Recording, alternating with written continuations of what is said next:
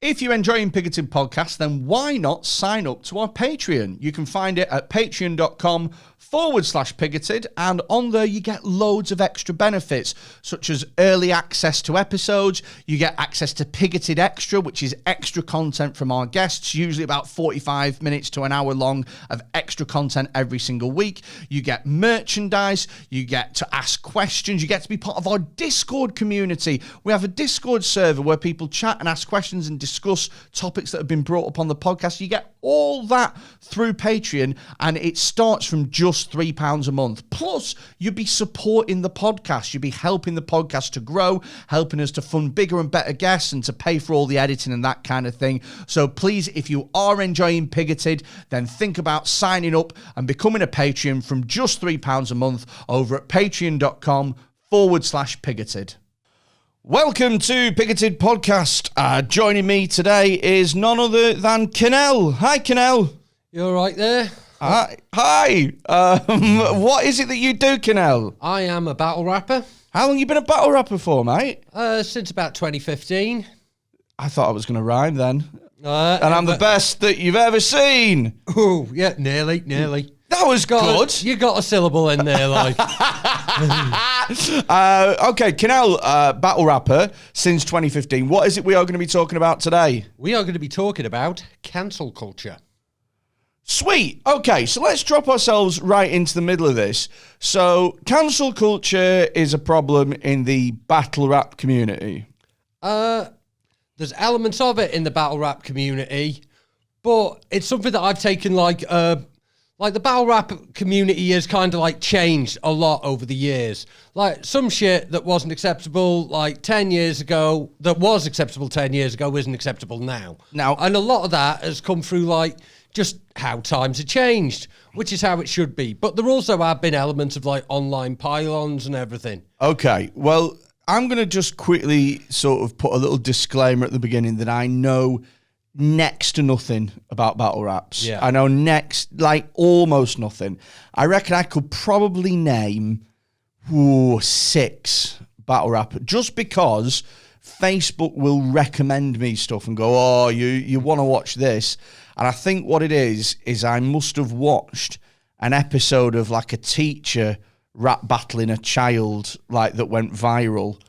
Yeah, that'd be Mark Grist versus Blizzard. Sure, that one. Yeah, that would have been about 2011, so that's like 10 years ago now. Well, I remember watching it and thinking, that's dead good. And I think that Facebook has gone, he probably wants to see more of this 10 years later, and I really fucking don't. So, right, let me see how many battle rappers I can name. 1, one, Shotty Horror. Yep. And I know that because he's going on Have a Word podcast, and he also looks a little bit like he's terminally ill. 2, is he? That's why you're looking at me.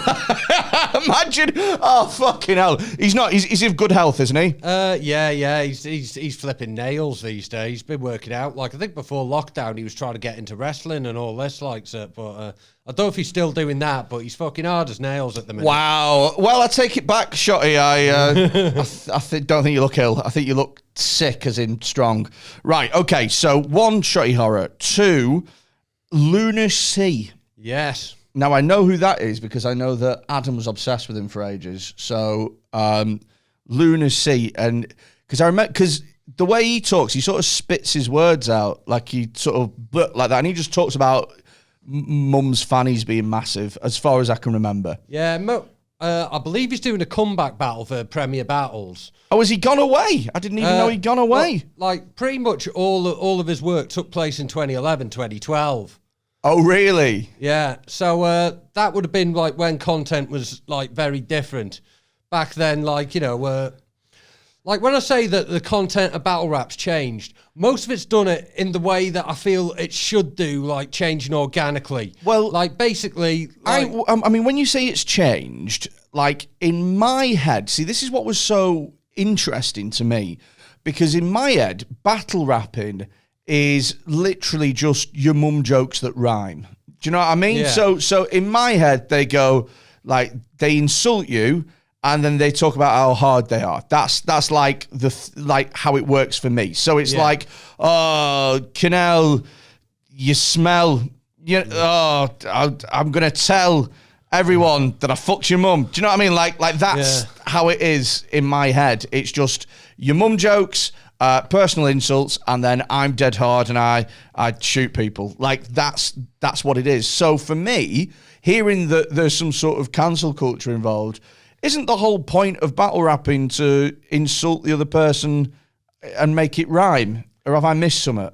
I think it's like, as things have gone on, like, people like appreciate a more direct and personal approach now, and like more creative wordplay.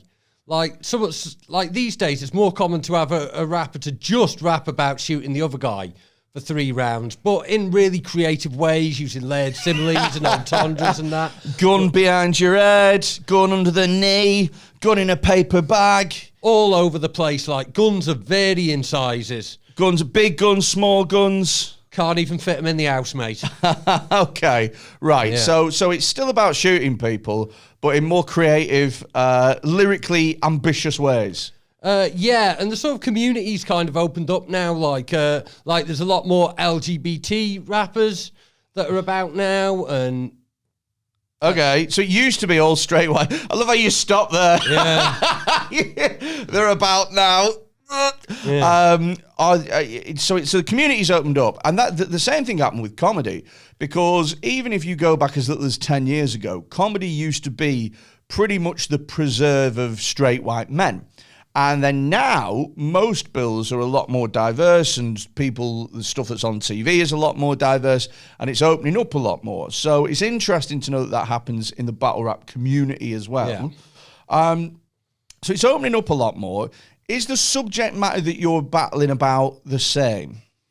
Not really, because what you got to understand is what you were seeing in like 2011, and like that was just coming a few years off. Like writing coming into battle rap. Like before then, it was all freestyle.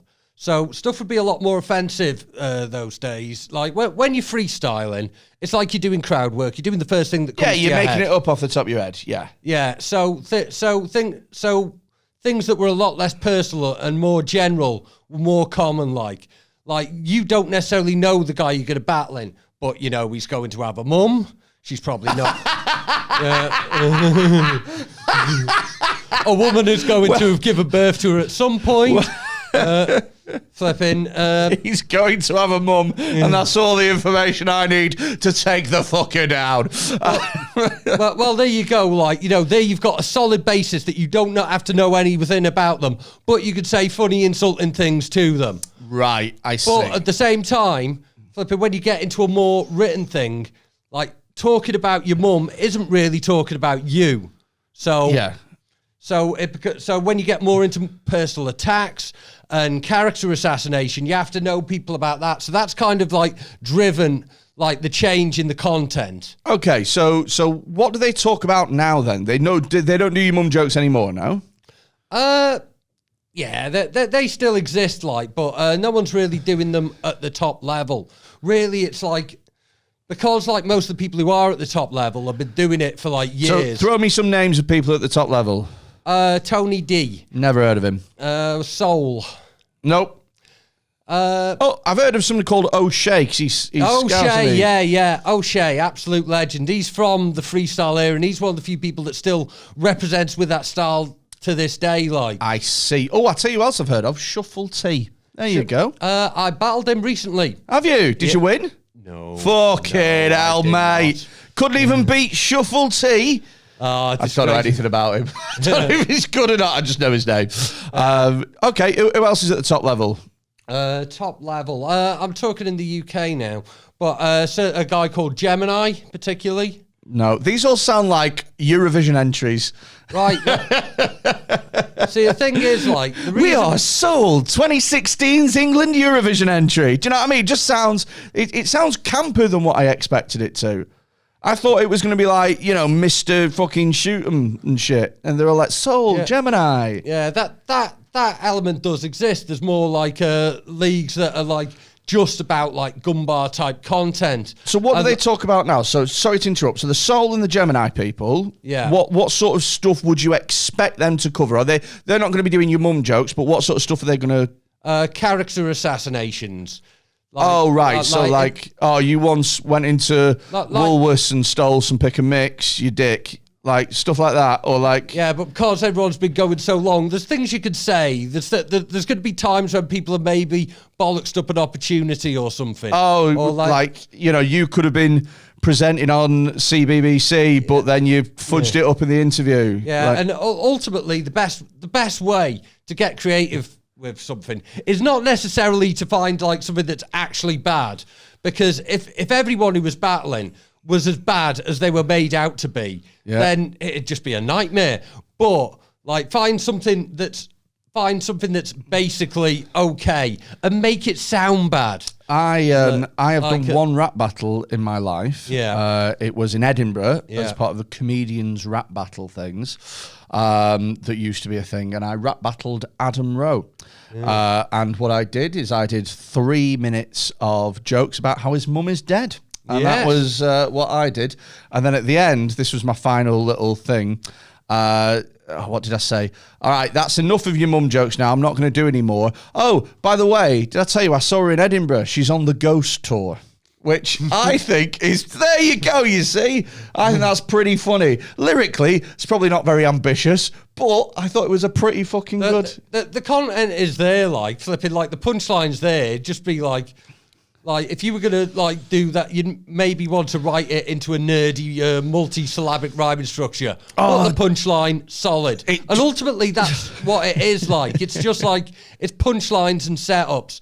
The difference between, like, rap and, like, comedy roast battling is basically the technical aspects of the writing. Well, I have written for roast battles before, and it's a very interesting... experience. So what happens is Comedy Central send you over fact sheets about the other person, right? And often these are people that I'm writing that don't know, like I don't know them very well. I know them enough to say hello to them. I know who they are, but I don't know all the facets of their personality. So what they do is they send over a fact sheet on an email, and a lot of the facts you go, well, what the fuck am I supposed to do with that? It's like, David went to Cambridge University. It's like, all right, cool. I'll just write a massive slam about how clever he is and well connected. But see, this is where the creativity comes again, because it isn't necessarily a bad thing going to Cambridge, but how do you make it sound bad? Right, you're in Cambridge. You can't really, can you? Yeah, you exaggerate things. I always come at things from like my like working class scumbag perspective that anyone who had name brand crisps in school is basically Illuminati now. Yeah, but the thing is, part of the Seabrooks branch of the Illuminati. The thing is though, is with roast battles, what they do is they just do setup, punchline. That's all it is. It's just setup, punchline, punchline. So you don't get 2 minutes to completely explore an idea. It just needs to be, here's the setup, here's the punchline. But they never give you, it's always like, Dave is a really fussy eater. And then that's it. Do you know what I mean? Whereas what I want is like, Dave's dad once cheated on his mum with a transvestite prostitute. Do you know what I mean? Like, that's what you want to get into it. But they never give you that information. So it's hard work. And also they always go as well. They always go, we want you to write, this is what the producers do, is they go, we want you to write the darkest, the worst, the most horrific things imaginable. And then you write it and they go, we can't possibly use any of this. We can't, this is far too bad for television. And then they give you loads of like, caveats of what you can't say.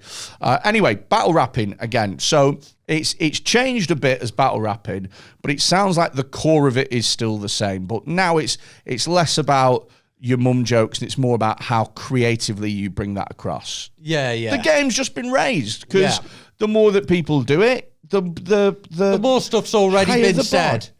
Is there hack stuff within the battle rap community? So within comedy, there's stuff, and you hear a comedian say it, and you go, oh, fucking hell, I've heard that a million times before. So, for example, a really hack joke that a comedian might use is they might go, everyone's got that one friend who's dead annoying that they secretly hate. And if you're looking around your table of friends tonight and you're thinking, I don't hate any of these people, I hate to break it to you, but it's you. And then but that, honestly, that joke is maybe 30 years old and comedians are still fucking doing it. Yeah. Is there any like battle rap hack things? Yeah, there's hack similes and hack metaphors, hack wordplay, basically. Okay, chuck me some hack similes and metaphors. Okay, like I'll take you out with one punch, like Jim Jones. Who's that? Jim Jones, the cult leader who. Oh, one punch, like drinking punch. Yeah. Okay. Yeah, I've heard that one a load of times, but I believe it was first done by like the Bloodhound Gang in the 90s. Oh, really? But, the most obvious, like the one that's almost hack to say that it's hack, is a defeat bar. Like, what should we call it? Where your metaphor is you'll see defeat and you'll see defeat. Okay. That's the hackest of the hack. I feel like I could mix it up a little bit. Yeah. I'll take you out with one punch. Then afterwards we'll go for lunch with your nana. I'll punch you hard like I'm Chris Brown and you're Rihanna. Oh, hey, you see what I've done? I've made domestic violence funny through rhyming couplets. How fucking good am I? When's the next rap battle? Do you want to do a tryout next month? I feel like I'm past tryout phase, mate. Yeah. I'm like Zlatan. I don't do tryouts. What a fucking reference that is. Right, okay, so there's hack stuff. My point is that battle rapping's been around long enough now. Yeah. I still in my head think it's a new thing. But it's been around long enough now that there were people who established the scene. The scene has evolved from being all about making it up on the spot to now writing and stuff. And it's evolved now to be more about the wordplay and the creative way that you can say things. And it's evolved to the point where there's some things that are hack because everyone's done them. Yeah. And this is the sign of a scene and a movement and an art form that's evolving. All right, okay. So you were around at the beginning. No, I wasn't. I came in around like what should we call it, 2015, and like written battle rap in the UK started probably with Don't Flop. So I've heard of Don't Flop. That was when they got two people together and they filmed it and made it look good. Yeah. That was around 2008. And that was like when the written stuff started. I came in just as like everyone was getting more creative, but I kind of like the more offensive humour stuff. Like that's just what appeals to me in general. So I sort of came in to sort of keep that style going. Okay. So do people still do the offensive stuff now, or has it changed? What should we call it? The spectrum's changed because like what people consider offensive has changed. Okay. Okay. So because we've moved on now, what people can the goalposts have shifted. Yeah. Because you mentioned something dead interesting before we started, that you have been on the receiving end of a bit of cancel culture. Yeah, I wouldn't classify it as cancel culture, but I definitely annoyed a lot of people online. Okay, so that's interesting. How do you classify cancel culture? I classify cancel culture as like how we've sort of got to exist within this environment that has been changed by the culture of online pylons. Like, to flip it over to you here, like, 'cause okay, flip. You are kind of the expert in this episode because of you. Yeah, I've had it a couple of times before, and I mean, it's interesting. I've had it off the top of my head maybe 2 or 3 times in the past, and I've definitely had the social media pile on a couple of times. And it's not nice. Do you know what I mean? It's not, but it's one of those things. I think personally that if you get called out on stuff like this, I think that there is a well-established narrative of things that happen. So somebody finds out something that's bad about you, or somebody finds out something that you've done wrong that's not going to make you look in a good light, and then they share it with everybody, and then there is a backlash starts where people sort of they share it, and more people share it, and other people share it, and you tend to find the people that share it, what they do is they try and share it and amplify the outrage. So one person will go, they'll share something and they'll go, oh, bloody hell, look at this. And then the next person will go, Jesus, this is the worst thing I've ever seen. And then the next person will share it and they'll go, Jesus, this is the worst thing I've ever seen. And that person has no place within, battle rapping or comedy or whatever. You've taken it further away. Yeah. And like the process of like the cancellation is, let's say it was an offensive tweet. Yeah. Let's say I've written an offensive tweet. Well, what happened with you like a week ago? What was the deal? Well, flip it. What happened was, I used to be part of a league called King of the Ronalds. King of the what? King of the Ronalds. King of the Ronalds. Yeah. Okay, so my first question is going to be, whom is Ronald and to what is he a king of? Ronald is Ronald McDonald. Of course. That famous battle rapper, Ronald McDonald. Well, the league was set up by a friend of mine called Mickey Worthless. I think I've heard of him. Is he the one that looks like a homeless Mexican? Yes.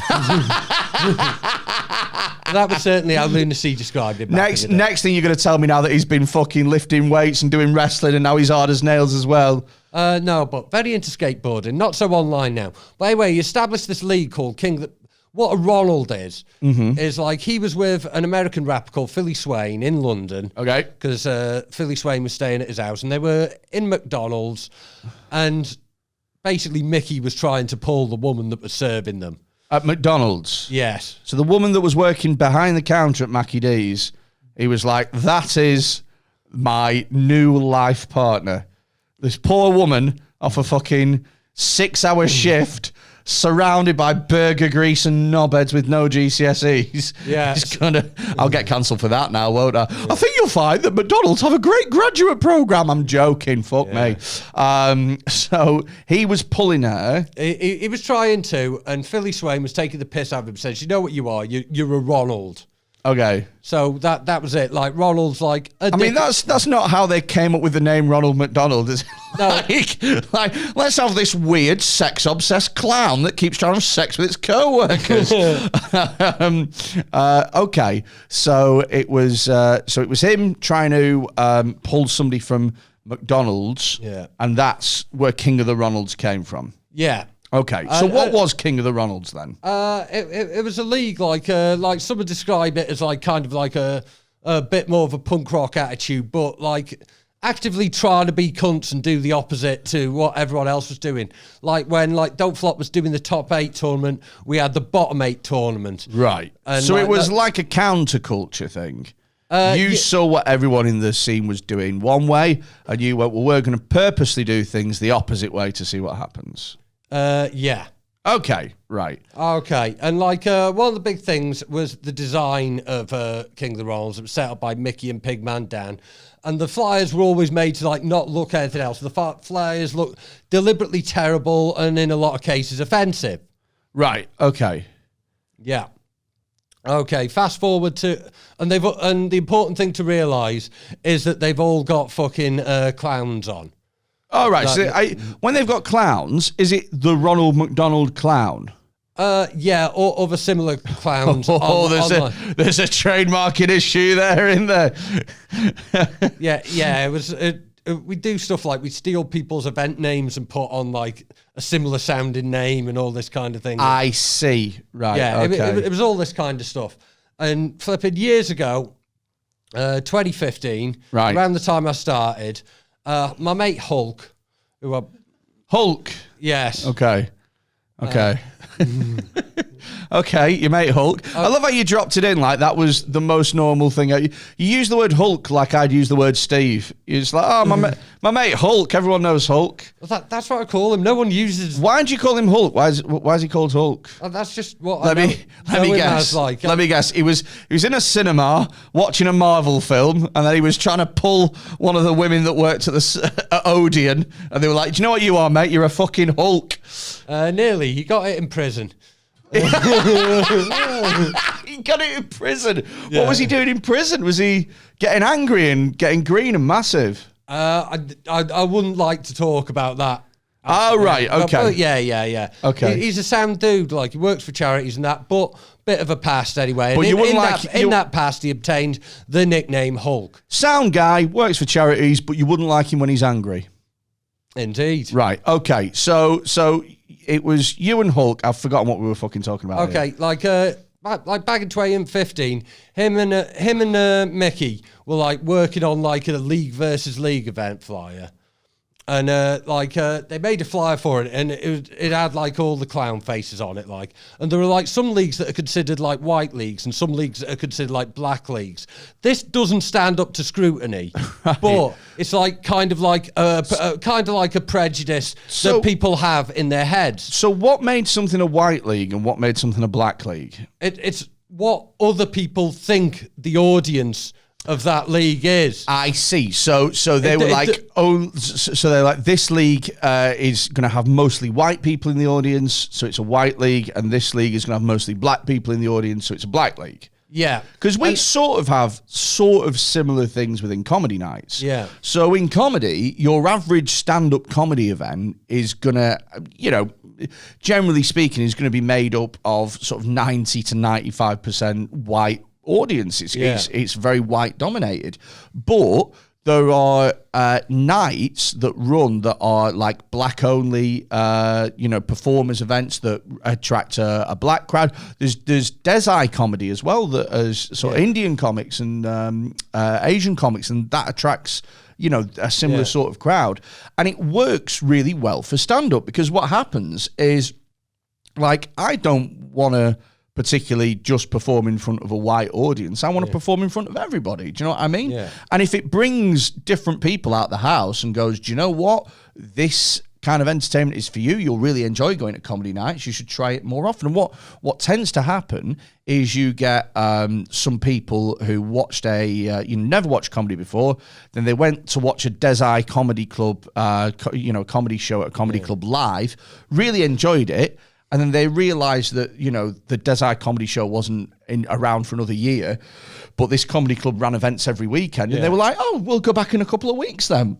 So it gets more people on stand-up. I'll tell you this as well. I once did a gig at Blackburn College for Tez Ilyas, who is an Asian comic. And Blackburn, I don't know if you know Blackburn, it's a very predominantly Asian area where the gig was.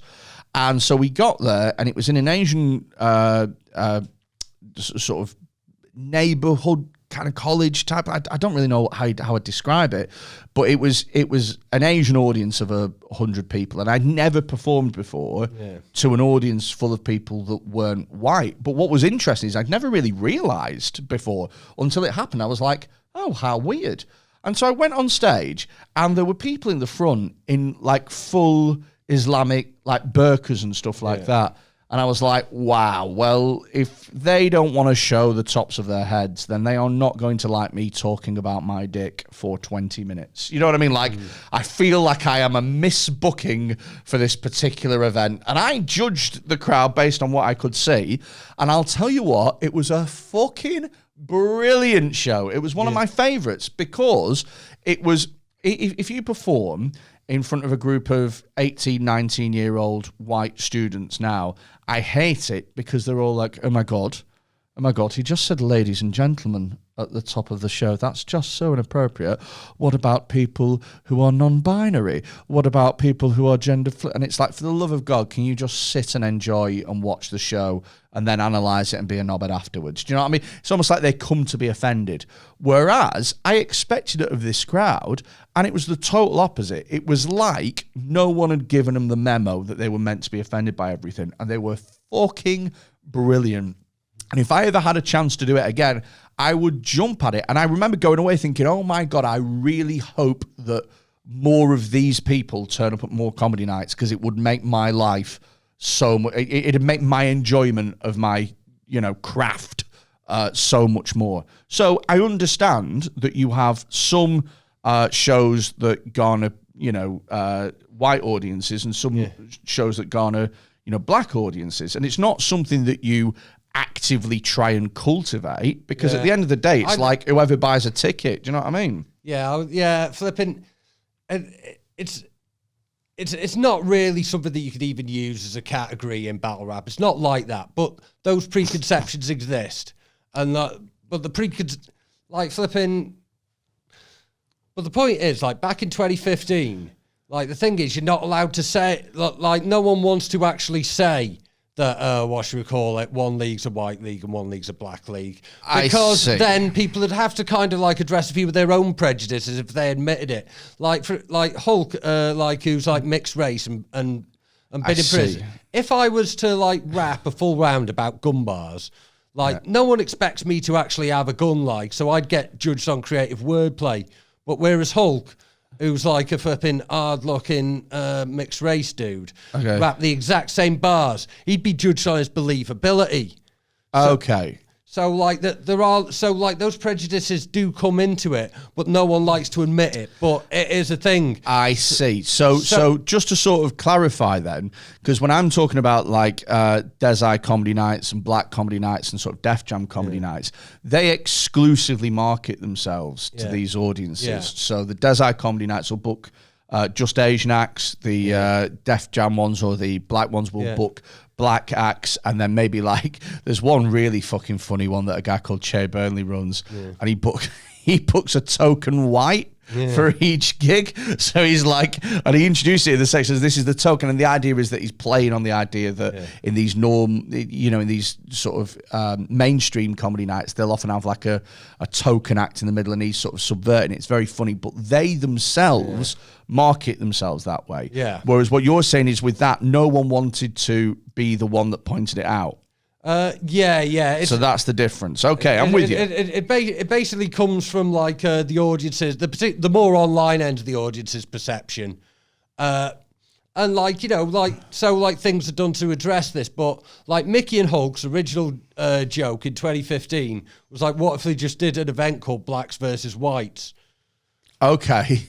Right. And they made a flyer for it. They didn't do that card, but they did do a league versus league event. Okay. That was King of the Ronalds versus Gift of the Gab. Okay. Well, But the flyer looked kind of offensive. And there's a forum community within Battle. So how did it look offensive? Because it says Blacks versus Whites, and you're not supposed to say that. Okay, so there wasn't any imagery that made it offensive. Well, there's okay, Jesus Christ. Go on, what did you say? This is where the fucking problem comes in. Oh, because you've got Ronald McDonald's, haven't you? What? Because you've got flipping the clown imagery. You didn't. Don't tell me you blacked up Ronald McDonald's. I didn't. I didn't. Jesus Christ. I didn't. Why? What? Who thought that was a good idea? Hulk. Of course he fucking did. Of course he did. Yeah. Of course he did. Jesus Christ above. Yeah. So, and So someone else made the poster. Yeah. Not you. Yeah. But you were on the event. No, I wasn't really around at this time.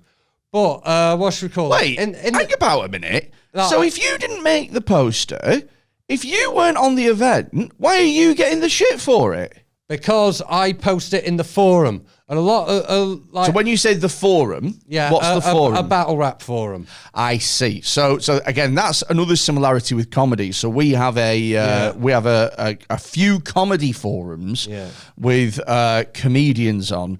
And the thing is with these forums is there's several different forums because everybody has a different idea of how they think a comedy forum should work or should be run.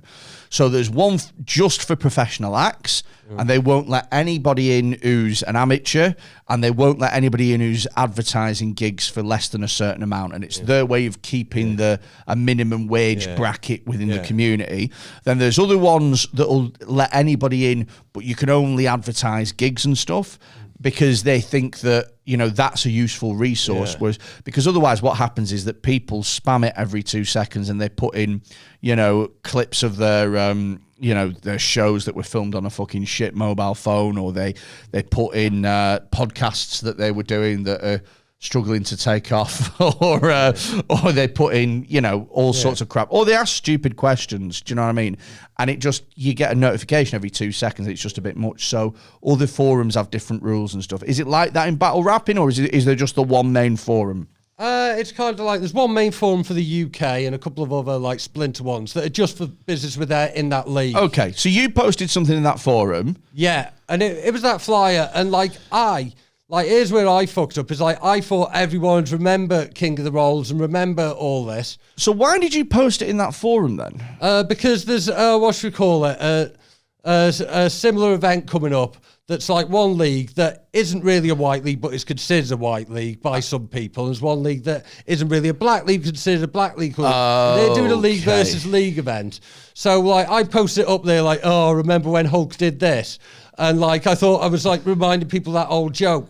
But a lot of people, understandably, hadn't been around for that, so they thought, has Cadell just made a flyer with a blackface Ronald McDonald and stuck it in the forum for no reason, which looks terrible, and I did have to fucking apologise for it, understandably. But where the cancel culture comes in is that, like, I'd expected people to have this context, which they didn't have, so it ended up upsetting people. Yeah. So I apologise for it. But then that's when people start taking the screenshots and putting it on Twitter to where their followers see it that definitely don't know. And then it's on fucking YouTube, and then there's all these other people that are just getting that. And well, the same thing happens with jokes. So if you see a joke in a comedy club where you have paid to go and watch comedy, and, you know, you are introduced as a comedian and there is sound and there's lights and there's a microphone stand, then the context of the environment that you're in is, I'm going to watch a comedy show now.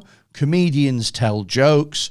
Therefore, I can expect that not everything I hear in the next 20 minutes should be taken literally, as people might be joking. Yeah. However, if you read an extract from a comedy show, or even watch a video of a comedian whilst you're on the toilet having a shit, or whilst you're on the bus or whatever, you don't have all those contextual sort of clues around you. Yeah. And so you don't have the same context of, this is a comedian who's probably joking. You have well, what's this knobhead saying? Do you know what I mean? Can I swing this over to you? And like, because obviously you had the whole thing with the literary agent. Yeah. Off the back of the Have a Word clip. Uh-huh. Yeah. So thanks, Have a Word podcast. So like, as I understand it, like there was just a clip of you telling a joke as a comedian on this comedy podcast, which is what caused your split with the agent. Yeah, so I was on Have a Word podcast. All the podcasts are available. And other podcasts aren't available, apparently, according to our producer, Finn, who works for Have a Word podcast. And I am in the second studio recording this now. So I was on Have a Word podcast. No other podcasts are available, including this one. This isn't even a podcast. Who told you this was a podcast? Shut up. And I was being interviewed the first time round, and we were talking about, I can't remember how we got onto it, but we were talking about, what would you rate yourself out of 10? That's what Adam said. What would you rate yourself out of 10? And so I said I'd rate myself a 3 out of 10. And then what happened is Dan played some sad music on the soundboard, like doo, and then I said, well, what I do to make up for that is I'm quite good at manipulating women. And the joke there is that you felt really sorry for me, and then I've said something incredibly horrific afterwards. Yeah. And that's it. It's the juxtaposition between those two feelings that solicits a laugh. Yeah. And I thought that it's quite obvious to anyone watching that I'm joking, because firstly, I am a comedian. Secondly, I am on a comedy podcast. Yeah.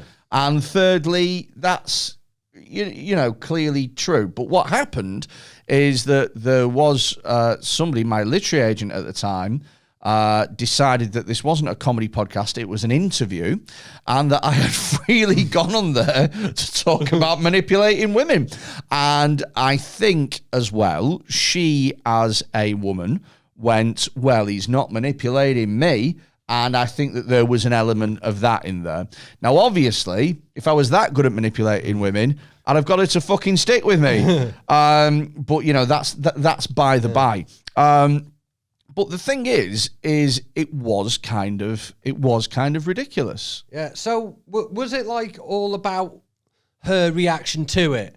Like her taking it seriously, or was it an element of like risk mitigation? Like, well, if I've thought this when I see it, then other people might, and that a bit of both. So she herself did not believe that it was a joke, and I was like, well, it quite clearly is, and I even sort of broke down how it's a joke. Like I broke it down, the juxtaposition in between those two feelings, creating that tension that elicits a laugh. But she thought that I was just talking about how much I like manipulating women, as, you know, we all tend to do from time to time. Every once in a while, you just like to brag about the things that you're good at. So you know, she sort of got the wrong end of the stick, and no amount of me saying that is categorically how it didn't happen is, you know, could turn her round. Now, as well, she sort of didn't believe that I was joking, and that was really interesting for me, because I thought that me as the person, as the agent, as the person that said those words, if I tell you that I'm joking, I always thought that it's not up to you to decide whether or not you think that I am joking. If I tell you that I'm, like, for example, if I say something in anger and I say I'm angry, it's not up for you to go, well, I actually think that you're more upset than angry. Do you know what I mean? Like, you just, you take the words in whatever context you're being given. Yeah. But she, regardless of whatever I said, she was not having it that I was joking about that.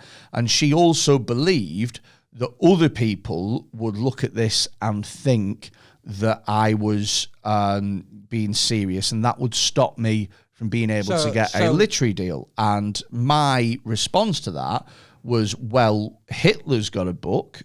Do you know, like, you know, Hitler's done way worse stuff than me, and his book's out. That's exactly who you want to be. That's exactly who you want to be comparing yourself to in that situation. Katie Hopkins has got a book. Piers Morgan's like literal knobheads have got a book. Yeah. Me saying a joke that you're not sure whether or not is a joke. Surely, why is that? You know, why is that a breaking point? Do you know what I mean? See, this is interesting, because there's some people who like appear to be like making careers for themselves out of saying shit just to get them cancelled or dunked on or whatever. And like who? One example, say Tom Six. I don't know who that is. Tom Six, is director of The Human Centipede. Oh, I know. I've watched The Human Centipede. Yeah. Like, I think he's trying to, like, sort of generate, like, sort of almost fake... he's trying to fake that he's being cancelled at the minute to sell something. He's got this book coming out. He's got this film that he's been threatening to put out for years called... I'm not sure how you pronounce it. It's like the Onaya Club. It's like... it's a word that begins with O. It's a posh word for wanking, and it's got a lot of vowels in it. The Onaya Club or something. A posh word for wanking that's got a lot of vowels in it. Yeah. But, okay. He put out this teaser trailer years ago of a bunch of upper-middle-class women meeting at a house, then putting on some the 9/11 footage of the towers collapsing. No, you're not going to say it. You're not going to say that there's loads of people masturbating over 9/11. Well, I can't get much further in the story if I don't say it. But I want to watch this film. I want to watch this film. Do you know what? Louis C.K. That was the trailer, like. Speaking of, like, cancelled, Louis C.K., who's gone through that, but he had a great joke about how you can tell how bad of a person you are by how long it took you to masturbate after the Twin Towers. Like, that was his bit, and he said, for me, it was in between the first and second tower going down. Which is a beautiful but horrific joke. Yeah. Right, okay. Yeah. So the thing is, for me, is with cancel culture, there's a debate to be had over whether or not it exists, and I genuinely, definitely, 100% do believe that it exists. It's a real thing. Me too, but I think there's like a lot of people that are invested in it either being literally any criticism, and a lot of people saying it doesn't exist. So because these two groups are the loudest, there's no kind of agreement of this actual thing that's affecting. It gets pushed both ways. So there are some people who are on their way out who say, I'm being cancelled, and then that's a way of them generating loads of easy, free publicity. So a good example of that would be Roy Chubby Brown. Yeah. So Roy Chubby Brown was due to play at Sheffield Town Hall. He had not sold many tickets. In fact, he basically, he's been doing it every year for fucking forever and ever. And every year he sells a few less tickets. He's had like one set for decades. Yeah, well, it's not even that. He does change his stuff quite regularly, apparently, so I've been told. But it's just the appeal of it just goes less and less and less every year. And he's somebody who's too old to change for whatever reason. And Sheffield Town Hall decided that they weren't going to have another show this year, but then they also sort of made the mistake of saying that we have a responsibility to sort of, curate what we put on at this show, and we don't believe that our people would like to watch this anymore. Yeah. Now, a lot of people took that to mean, it's because he's offensive and because he's because he's off there and blah, blah, blah. He can leverage that. And all of a sudden, a bunch of people that will never watch Chubby Brown in their lives are like, you can't ban this thing that I've never seen. Well, there were protests outside Sheffield Town Hall of people dressed like Chubby Brown protesting. Yeah. Now, the fact of the matter is that if Roy Chubby Brown was that desperate to put on a show in Sheffield, there are plenty of venues in Sheffield that he can hire out on an 80-20 split. And just, if he doesn't sell the tickets, then he takes the loss.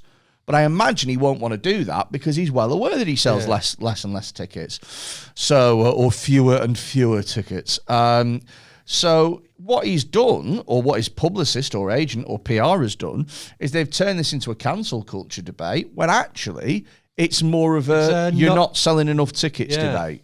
Because at the end of the day, if he was selling out 1,000 tickets a time, piece of piss, he could just hire another venue in or close to Sheffield that'd have him on an 80-20 split. Job's a good one. But he don't want to do that because I think he knows that he's on his way out and it's a risk for him. So you blow it up to a fake cancellation. Yeah, you get loads of free publicity, and the people who are the sort of people who are like, you're not taking away my Chubby Brown or whatever, or you're not telling me what to watch or what not to watch. Then they start to buy tickets, and he reaches a new, slightly different audience. So there are people who use the word cancel culture and the anger that it generates in order to further their own agenda and prop up their career. But people look into it, they find a hang on, this is just you're not selling enough tickets. They say it's bullshit. No one looks into it. Yeah. What people do is they hear the word cancel culture and they go, yep, fine, that'll fucking do me. That's the thing that I hate. And then they jump on it. Now, having said that, there are other people at the other end of the spectrum who are so adamant that cancel culture does not exist that any example that you give them, they find a way of manipulating it so that it sounds like it doesn't exist. Yeah. So, for example, I know of comedians that refuse to believe and accept that cancel culture is a thing. And so if I give them the example of my literary agent losing my literary... And at the time, the literary agents that I was with were one of the biggest, most well-respected literary agents in the country. And the person that I was working with, very highly regarded, and I'm not going to sort of slag her off or anything like that because I think that she's well within her own rights to sort of choose who she does and doesn't work with. Of course she is, and I think as well that if she's somebody who gets upset at that, then knowing me as a person, it would have only been a matter of time before I upset her in a different way, because I'm somebody who is naturally quite offensive, and I have a very bleak sense of humour. And so, I would say something in passing, or there'd be something else out there. And so it was, if it wasn't this, it'd be something else. Yeah, so we wouldn't be a good fit to work with anyway. So some people say, well, I wasn't really cancelled because I'm free to work with another literary agent. And they're absolutely right. I am free to work with another literary agent. It's just a bit of a ball ache. But there's some people who say, well, this person isn't cancelled because they got another opportunity. So, for example, Kevin Hart. Do you know about Kevin Hart? Yeah. So he was due to host the Oscars. And then somebody found a tweet where he said the word faggot. He said, I think it was, if my son ever comes home with a dollhouse, I'm a break that dollhouse over his head and say, stop it, faggot, or something like that. But it was a tweet from 2011 when he was about 19 years old, just starting out in comedy. It doesn't paint him in a good light, but it's not the person that he is now or today. This is another thing, like people digging through the old things to cancel people. Like cancel culture is something that can be weaponized like that. Yeah, well, it helps to sort of build a profile and it helps to strengthen your case. So what I think people do is they treat it the way that they treat like a trial, at court. And what they do is they go, well, we've only got one piece of evidence. Yeah. But if we dig and we find more pieces of evidence, then this will strengthen our case. Yeah. And I think, to be honest with you, so here's what I think myself. So I think that there are there's some things where you should be cancelled over them. For example, there's comedians who are, at the other end of the, who've been the victim of Me Too by other comedians. And I don't think if you're a sexual abuser or whatever, I don't think that you have a place within this industry or any other industries. I think if you're not safe around people, then totally, because the job that we do it's a late night job. There's drinks, there's alcohol, and I'm not talking about maybe you're going to abuse somebody in the dressing room, but you very well might abuse somebody that's in the crowd or something like that. And I've just realised that I've said the word abuse about 9 times, so there's just a soundbite of me abuse, and it's just not. That's not going to fly well, is it? Someone's going to chop that up, and it's just going to be a video of me saying abuse loads and loads, and in 8 years, that'll be something that I have to explain and apologise over. Anyway, there's some people who don't have a place within the industry, but there's other people who I think need like a verbal warning or a written warning or something.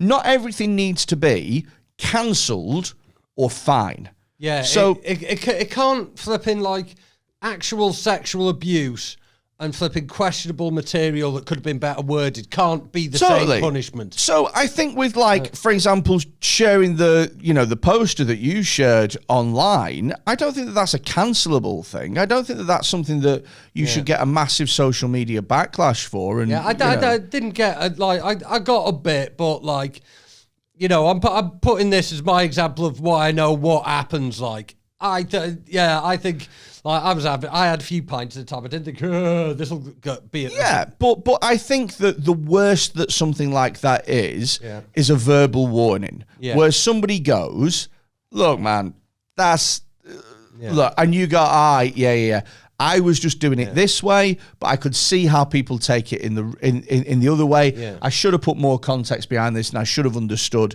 that some people don't see where this has come from, and they're looking at it with different eyes than I'm looking at it. I got that up. I apologize. My bad. And then that's the end of the matter. Yeah. Do you know what I mean? But people don't like that as a solution because there's no drama to it. Yeah. So I think a lot of the times with social media backlash, people are egging each other on. Were you following the Tony Hinchcliffe thing? Yes, this is a while ago, isn't it? It's remind me of what happened again. Remind me what happened. Okay. Didn't he get introduced by like a Chinese guy, and then he was he was introduced in Austin by a comedian called Peng Dang, who was Asian, and His name. Did you stop there? His actual name sounds a bit racist, like if you say it. But anyway, It's not. It's just his name. You're wrong. yeah. Anyway, this It's guy. the way that you stop. You went Peng Dang, who is Asian. Like we'd never have picked that up. Okay. Where's he from? Peng Dang. Sounds Scottish or something to me. Okay. And eat Peng Dang. Go on. Sorry. Go on. Okay, he was bringing up Tony Hinchcliffe, who was headlining. Yep. He'd just done a set. And then Tony Hinchcliffe, in the clip that Pendang puts up, Yeah. just pretty much starts abusing the audience by calling them like race traitors, uses the word chink. Yeah. And like various other slurs and all this kind of thing. And it was a 2-minute clip of that. And then he put that up and said, this is what I have to put up with as a stand-up comedian, Peng Dang did, and used the hashtag Stop Asian Hate. But am I right in thinking that he was kind of directing it to Peng Dang a bit? And the whole point of it is, so I've heard, I mean, Well, I don't know, but isn't it the case that that's what Tony does?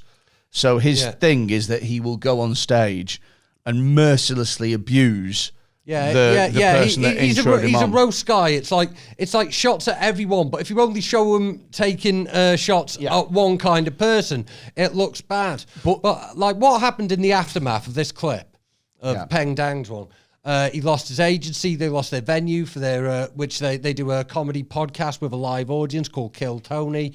They lost all this, and it kind of went quiet for a week. And like and then later on, he got a new venue, new agents, and all this. And people say, okay, he's got new gigs. Cancel culture doesn't exist. What's missing from that is the involvement of Ari Shafir. Okay. No stranger to being cancelled himself. Yeah, so he did a joke about a basketball player, didn't he? LeBron or something? Kobe. Yeah. Okay. Yeah, but Ari Shafir got hold of... That's me, by the way, not knowing anything about basketball. I'm not saying they all look alike before you kick off. All right, go on. Ari Shafir got hold of the footage of Peng Dang set and Tony Hinchcliffe set and uploaded the full set to his YouTube thing. Right, okay. And like when you see the whole set, first of all, you realise that Tony spends all his set roasting people, so you see that. You also see that the references to like race traitors and all that was a reference to something that Peng Dang was saying beforehand. And also you notice the audience isn't mic'd. Yeah. And when you see footage of a comedian and there isn't a mic anywhere near the audience, it looks horrible, doesn't it? Because well, this is it. So I've had footage before where I have done really well at a gig and I've got the footage back from the show, and because the audience wasn't mic'd, it sounds dreadful and it's unusable. It's completely unusable because you have to have that audience reaction in there. And that's what, funnily enough, I got a message yesterday on Instagram. I got the first of my annual messages from Britain's Got Talent asking me to go on their fucking show. And I say, excuse me, lads, I don't know if you've looked at any of my body of work, but I don't know if you know this, guys, but I'm quite good at manipulating women. And they go, oh, Jesus, we don't want him. And I go, but that's my act. I get them on stage and tell them that their handbags are gross or something and watch them throw them away. I don't know. Anyway, I'm not the right comic to go on Britain's Got Talent. So every year I sort of tell them no and palm them off because I'm not the right actor. I've forgotten what my fucking point was with this. What was I talking about? We were talking about the audience not being mic'd. Oh, right. Yes. Because one of the reasons that I really don't want to go on Britain's Got Talent is because it's very easy to make me look shit. So whereas with like a dance troupe or something like that, or a singer, like you can't make a dance troupe look worse because they are a dance troupe. Do you know what I mean? And it doesn't matter how much fucking editing or photoshopping you do. You know that person can dance or they can't dance. Same with a singer. Like, unless you're going to purposely put them out of tune, you know that they're a good singer or a bad singer. But with a comedian, it's dead easy to manipulate the footage to make them look shit. So I might have a great gig, and all they need to do is just turn the laughs down, and it looks like I'm dying on my arse. And a couple of shots to people who aren't enjoying it in a 2,000-seater should be easy enough. A couple of people just looking at me a bit weird, and then all of a sudden it's a death, even though I did well. Yeah. So I don't want to take that risk because the footage is too easy to manipulate. Yeah. So, and that's pretty much what happened with the clipping of the Tony Hinchcliffe clip that Peng Dang used to sort of leverage things. And he used the hashtag Stop Asian Hate because that was going on at the time. So people were piling on like, they don't know it's a roast comedian. They don't know this. They just see someone, shouting nasty things about this guy to what sounds like no audience reaction. So that's the point in which he loses things. But when the stuff goes online, there's a bit of extra context to it. So by the time he's like speaking to new agents and speaking to new venues, because he's very successful and like he sells out venues regularly, they could say that what he got cancelled for isn't really what happened. But most people didn't see that context. They just think that there's like agents who go, we'll work with the racist. Well, the thing is as well, and I will if there's any that want to come on the podcast. No, I'm joking. We've already got one. So I'm joking. And that's the bit that gets clipped. Yeah, that's the bit that's going to get clipped. So the thing is, with Tony Hinchcliffe as well, is that people in the UK might not know who he is. He's not a UK well-known name. So, they won't know what sort of style of comedy that he does. But it's similar to Jimmy Carr, Frankie Boyle type stuff. It's offensive. Yeah. So if you go and watch Jimmy Carr live, and the poster is live at fucking the Palladium or whatever, and it's Jimmy Carr, and you buy tickets to see Jimmy Carr, and you sit in the audience watching him, and you are offended by him, then you are and will always be a fucking moron of such epic proportions because you've paid to go and watch Jimmy Carr. You know what it's like before you go, or if you don't know what it's like, then you should have researched a little bit better. You should have taken a little bit of time to learn to... I mean, Jimmy Carr tickets are what, 50, 60, 70 quid? No one's booking that on a whim. Do you know what I mean? If there are people that haven't heard of Jimmy Carr, no one's going, oh, well, he looks quite funny. Let's spend 100 quid on tickets between us to watch him. And it's not like there's a shortage of Jimmy Carr material that you just can't instantly check and see if it's for you. Yeah, well, this is it, right? Whereas, if you bought tickets to watch Michael McIntyre and you were sat in the front row and you bought tickets to watch him having been a Michael McIntyre fan or whatever, and then Michael McIntyre comes on stage and goes, hi, it's a pleasure to be here. I fucking hate Jews. And then he does like a 10-minute long bit about how he hates Jewish people or whatever. Then you'd be well within your rights to turn around and go, Jesus Christ, what? We didn't pay to see this, in a way that you might not be with Jimmy Carr. So it's about sort of paying for what you're getting. Do you know what I mean? Yeah, but with social media, you sort of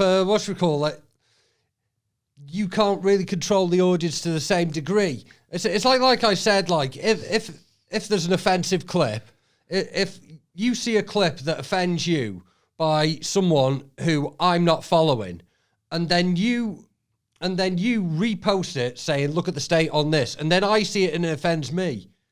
That guy didn't.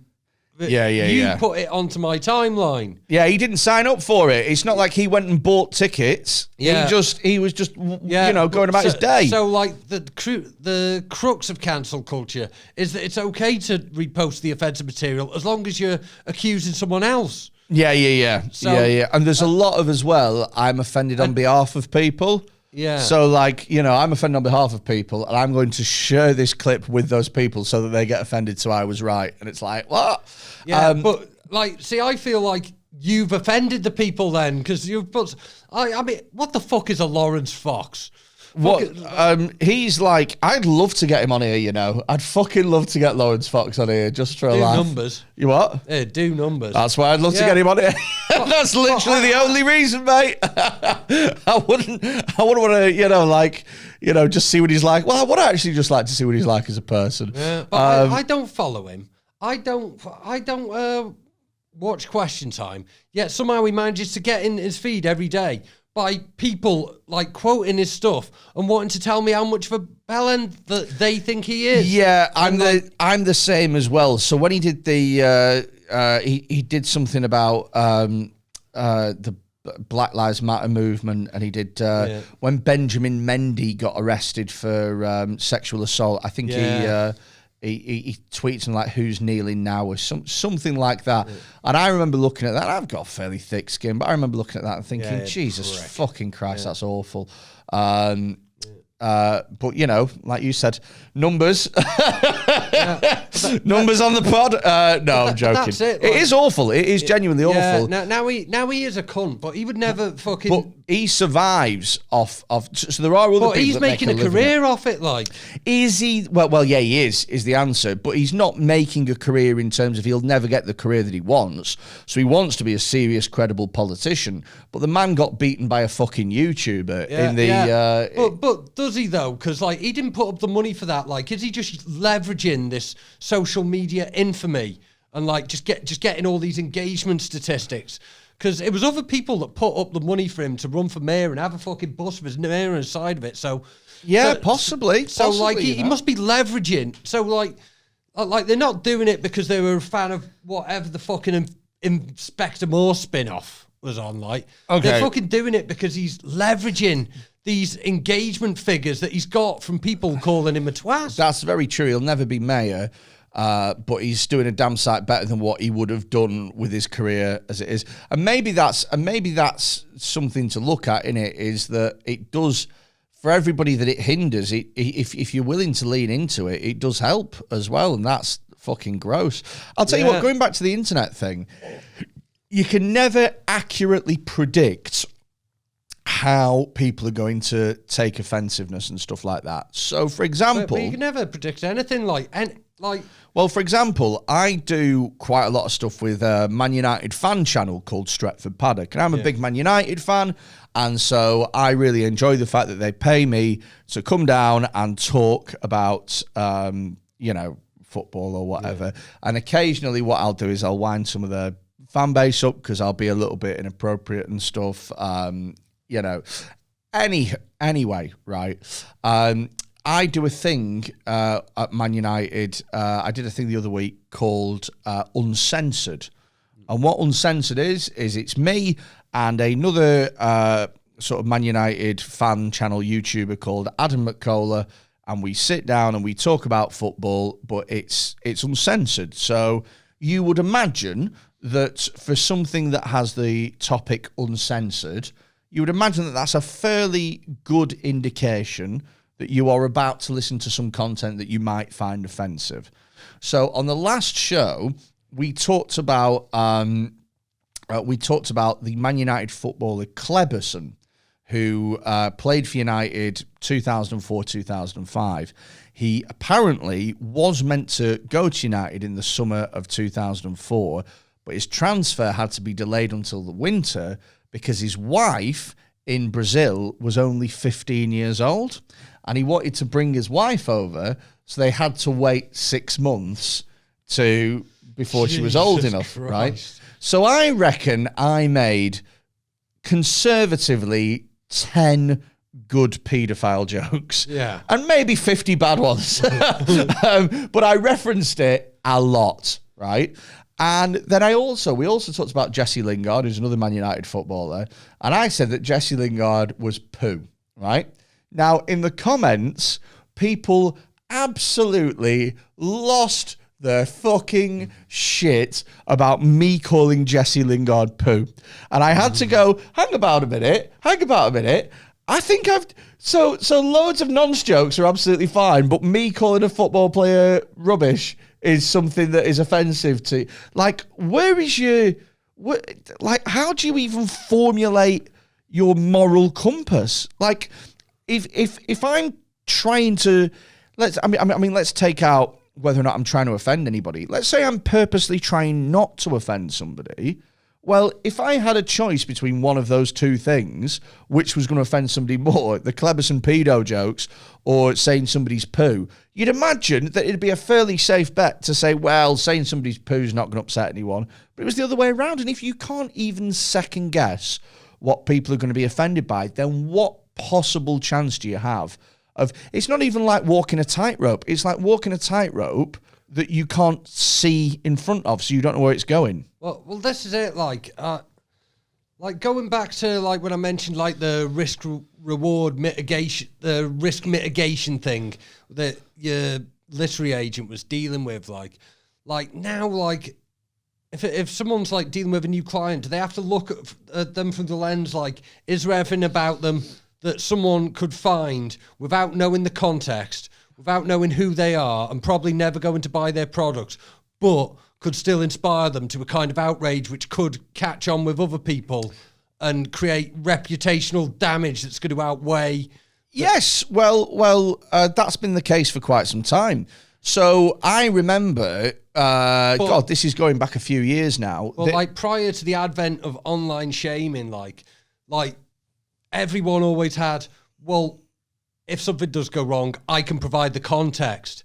Yeah. But now we're dealing with an environment where people won't want to hear the context and you might not be able to reach them with the context. But also with Twitter is you are... I think the more and more you tweet, the more you lose the ability to filter yourself properly. So I think that when you first put something on Twitter, I think that your mind has to think about it, and then your hand has to type it. And in between those two things happening, there's a fail-safe where your brain goes, whoa, somebody might take that the wrong way. And you go, oh, shit, like that, and you delete it and you get rid of it. But the more and more you tweet, the quicker that you become typing and tweeting things out. And the more that becomes like a reflex, and the less your filter system has chance to kick in and go, whoa, that might not be right. And you end up... I mean, here's the thing, is... I remember when they were interviewing they'd appointed a youth police crime commissioner. So, you know, they have a police crime commissioner in London. At the moment, it's Cressida Dick. And...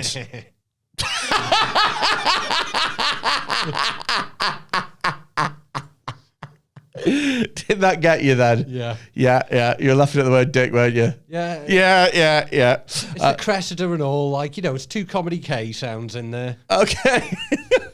Okay. It is a funny name. Come on. Okay. So they were basically thinking to themselves, how can we stop young people from committing crimes? And somebody was like, hey, you know how we have a crime commissioner? What if we were to have a youth crime commissioner, eh? To sort of engage with the young people, that'd work. And loads of people went, yeah, what a belting idea. That's amazing.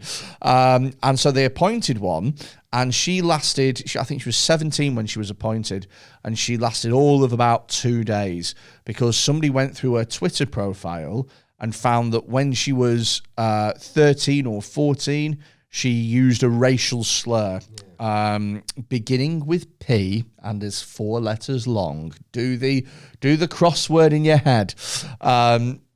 So, yeah, and that killed her career instantly, and that sort of, done. And this, 16, 17-year-old girl got, mass things online, and hate and stuff for what is the mistake of a 13, 14-year-old. Do you know what I mean? And it's like, my God, I am in a way so glad that they didn't have social media when I was a kid. Yeah. Like because there's no evidential documentation of all the times that I was a knobhead at school. Do you know what I mean? Yeah. Bringing back the Peng Dang Tony Hinchcliffe thing. Okay. Yeah. After there'd been the huge, online pylon to Tony Hinchcliffe, and he's lost all his agents. During that, someone decided to have search for certain words within Peng Dang's feed. Turned out, quite recently, a couple of months before, he was doing jokes about, Jewish people or whatever, use the K slur or whatever, a month before. But by that time, everyone... What's the K slur? Jewish. What?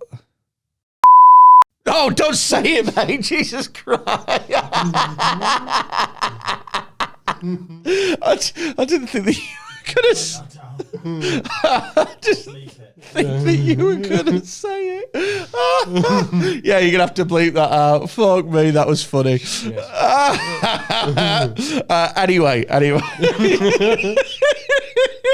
Can't believe you said it.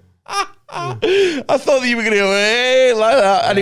Anyway, right. So he used the case slur, and then it's like, well, it's a bit rich coming from you to now play the victim. Is that what you're saying?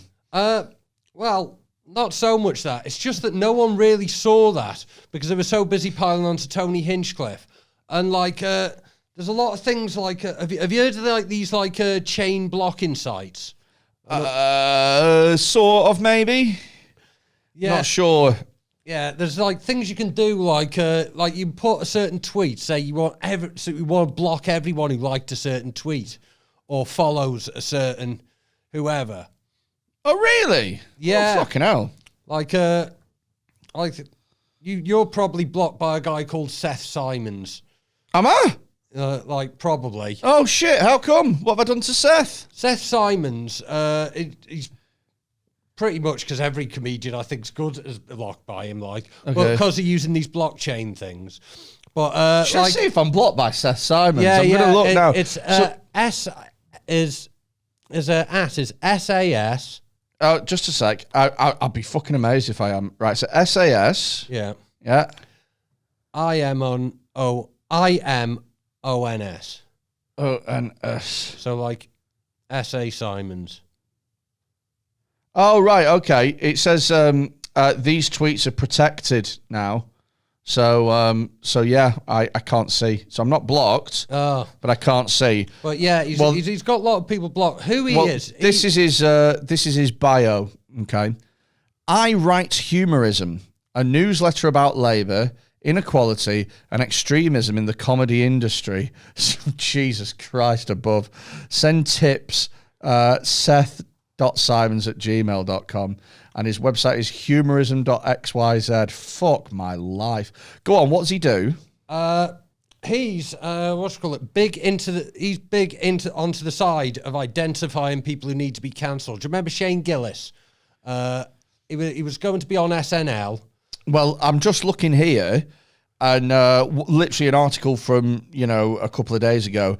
Andrew Schultz welcomed unvaccinated fans to his Los Angeles shows last month. Yeah, this is it. This Seth Simons guy, like, sort of specialises in sampling comedian in putting the information up to cancel comedians. He's got like a Substack, which is like OnlyFans for writers who like aren't getting regular columns or whatever. Wow. And he was one of the main players. Like you may remember Shane Gillis, the comedian who was like he was taken on by SNL, and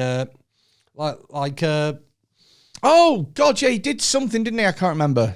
Yeah, and like within a day of him being announced, there was a clip from a podcast of him saying, we're not bleeping it this time, the C word for Chinese people, the C slur. Again, you've lost me with that one. Which one is it? Oh, this time. He's learning. Yeah. So, but that clip was out instantly from one of his fucking podcasts, and everyone was like, "Oh my God, he used his language, get him off SNL." Yeah. Got rid of him from the gig. But the thing is, like, he's like this is off his own podcast, and he's got like 300 episodes up plus Patreon content, and someone just happened to have the clip where he said the flipping bad word ready to go the second that he got announced for a good gig.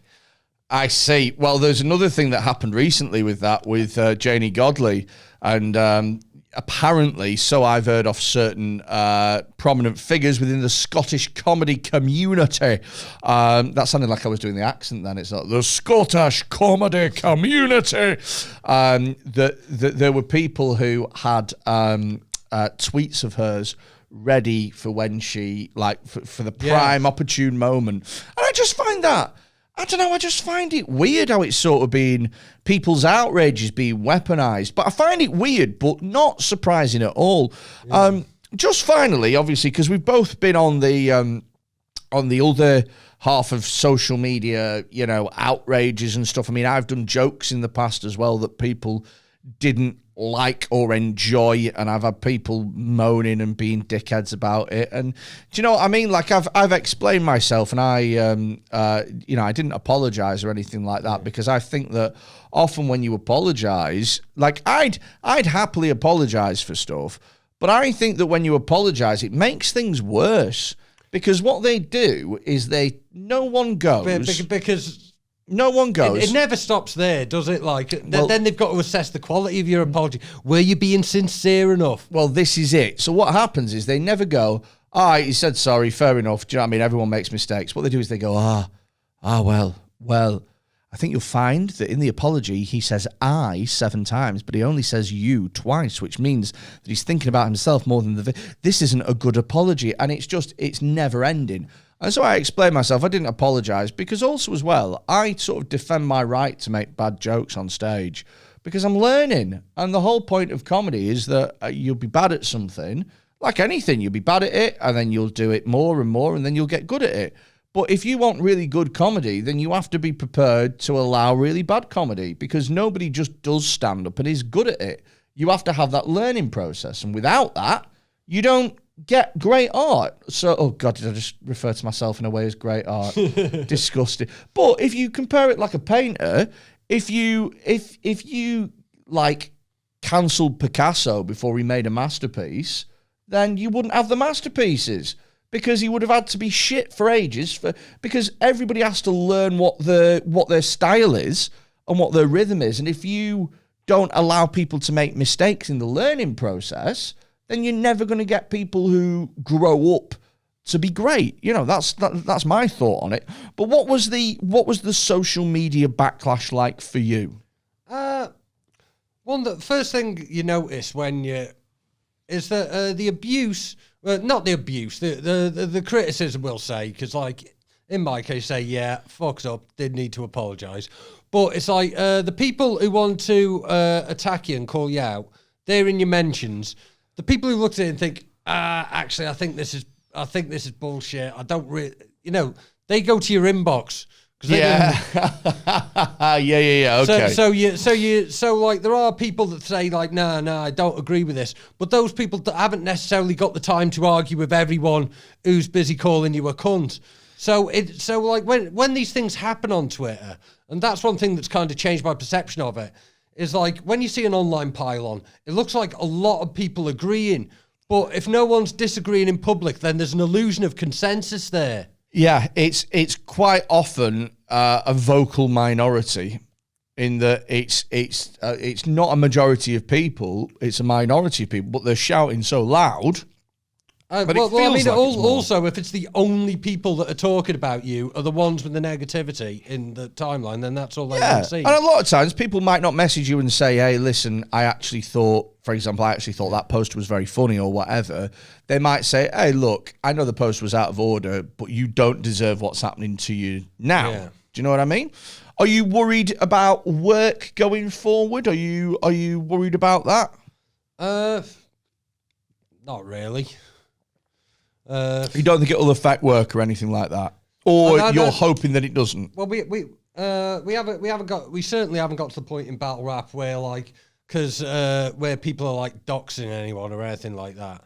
So, no. When I say work, I don't mean like your day job.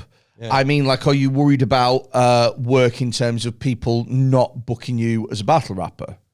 Oh, there are certain people that have said that they're not going to book me. But those people were also not booking me already.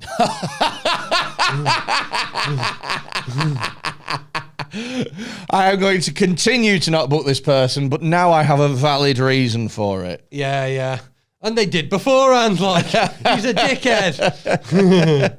Okay, that's interesting. That, I mean, is it your full-time job, battle rapping, or no? Oh no, not at all. I see. Right. I won't mention my actual work going on there in case anyone said, "What do you say about doxing?" That's a great idea. See, comedy is my full-time job. Yeah. And so if I had, for example, one comedy club that went, do you know what? We used to book this guy, but we aren't going to anymore. It would represent, in real terms, a pay cut of thousands of pounds, depending on, who it is. Do you know what I mean? So if it's a club that I only work for a couple of times a year, it might represent a pay cut of nearly £1,000. But if it's a comedy club that I work for loads and loads, it'll be much, much more than that. So you do have to be careful. Do you know what I mean? Like, and that's it. I think once you're financially tied to something, you have to play by the rules a bit more. I've always said, like, you can't cancel anyone that's paid off their mortgage. Do you know what I mean? Yeah. Because they go, hey, you better stop, otherwise we'll stop buying your stuff. And you're like, well, as long as I can pay my council tax, I'm not arse, mate. Do you know, I always find it funny when people try and cancel J.K. Rowling, because obviously she's got her opinions and a lot of people don't like them. It's like, we're going to cancel you, J.K. Rowling. It's like, mate, she's a billionaire. The ship has fucking sailed. Yeah. You've already bought her books. Do you know, what are you going to do? Take them? Have you got that W.H. Smith's receipt from 12 years ago? No, you fucking haven't. You've already bought the books. You've already watched the films. She has got billions of pounds. If nobody ever booked anything that she made ever again, if nobody ever engaged with it, then she'd still be absolutely fine and have hundreds of millions to spare. Uncancelable. Yeah. That's it, like, flipping it. If your livelihood is utterly protected and you don't have to leave the house, then that's it. But, like, when people see, like, these large people will say that because she's uncancelable, then cancel culture doesn't exist. But, because we've sent all these tweets and J.K. Rowling's still here. And, like, people use that to say it doesn't exist, and that's how And I guess what I'm saying in a roundabout way is that the only way to make me more offensive is to make me uncancelable. And the only way to make me uncancelable is to sign up to the Patreon, patreon.com/bigoted, and make it so that I'm not financially reliant on the circuit and that this podcast does pay for itself. And then we can unbleep all the horrific things that Kinnell has said. Before we go, mate, is there anything that you want to plug or anything like that? Not off the top of my head. Don't Flop 13th birthday. I'll be in Bristol on the 13th of November, Saturday. Like, I've heard a few things that's going to be on there, so that's well worth getting tickets for. Are you on it? Are you on it? What's it called? I think so, yeah. You think so? Who are you battling? Have they told you? Yeah, that's it. That's the stuff hasn't been announced yet, so I can't say stuff. Oh, really? Yeah. I see. Right, okay. But whoever's rap battling you is going to have some absolute firepower in the chamber now, aren't they? They did anyway. I didn't start being a dickhead a week ago, like. It's not a new thing. You grew into it. You grew into it, and you had time to fail, and you had time to get better at becoming a dickhead. And now, king of the knobs. King of the Ronalds. Yeah. Right. And if you have enjoyed this, make sure that you're subscribed on iTunes, Spotify, wherever the hell it is you get your podcasts. We're also on YouTube if you prefer to watch these things. And consider signing up to the Patreon because we've got loads of content. We're off to record Pigoted Extra now. See you next week. Bye. This episode of Pigoted is sponsored by Taylor's Toys. Taylor's Toys are a sex toy company. They specialise in doing high-quality sex toys that won't fall apart after one or two uses. Head over to taylorstoys.co.uk, check out the amazing range that they've got on offer, and if you use the discount code PIGOTED at checkout, you get yourself 10% off on all products. Taylor's Toys. Spice things up in the bedroom. Thank me later.